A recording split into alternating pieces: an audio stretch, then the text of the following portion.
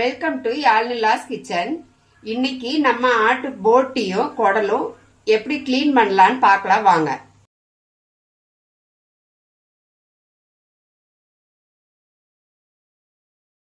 இப்படி இருக்கிறதெல்லாம் நல்லா கொஞ்சம் ஒரு 5 நிமிஷம் சுடுதண்ணியில போட்டுட்டு ரொம்ப கொதிக்க கூடாது அந்த தண்ணி. அப்படியே கொஞ்சம் ஒரு 2 நிமிஷம் 3 நிமிஷம் போட்டுட்டு அதுக்கப்புறமா இப்படி எடுத்து சொரண்டினோம்னா வரும். அதை நான் காட்டுறேன். இப்படி வருது பாரு அந்த தோலெல்லாம் போட்டு ஒரு 2 நிமிஷத்துலயே வந்துடும். இந்த தெரியுதா?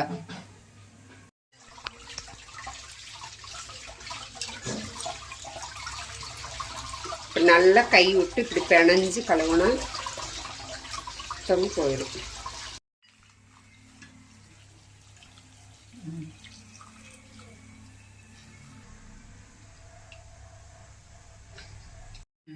நம்ம இதை கிளீன் பண்ணிக்கலாம்.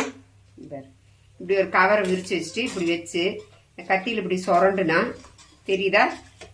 இப்படி சுத்தமாக வந்துடும் பாரு.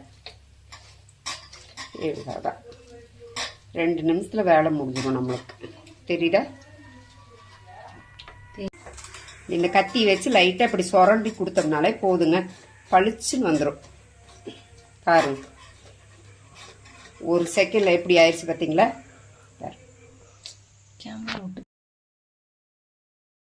குடலெல்லாம் நான் சீமா குச்சி வச்சு உள்ளெல்லாம் கிளீன் பண்ணி வச்சுட்டேன்.